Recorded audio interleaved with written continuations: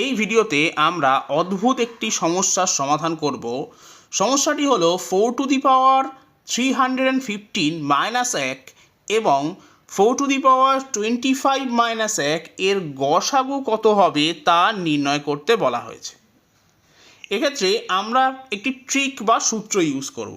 সূত্রটা হলো a to the power m minus 1 এবং a to the power n minus 1 রাশিমালার আকৃতি যদি এরকম হয় তবে রাশিমালা দুটির গসাগু হবে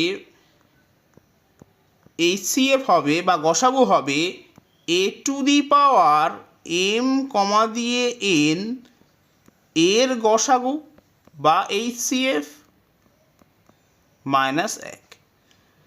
এই অঙ্কের ক্ষেত্রে এর মান দেওয়া আছে 4, m এর মান দেওয়া আছে 315 এবং n এর মান দেওয়া আছে 25। প্রথমেই আমরা m আর n এর গসাগু নির্ণয় করব। ক্লিয়ারলি 315 এবং 25-এর গসাগু হবে 5। তাহলে এক্ষেত্রে আমার অ্যান্সার হবে a টু দি পাওয়ার 5।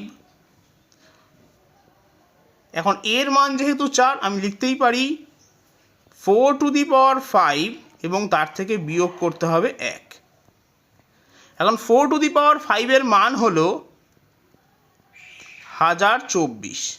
তাহলে তার থেকে 1 বিয়োগ করলে আমি পাবো 1023। অতএব সঠিক উত্তর হবে অপশন ডি 1023।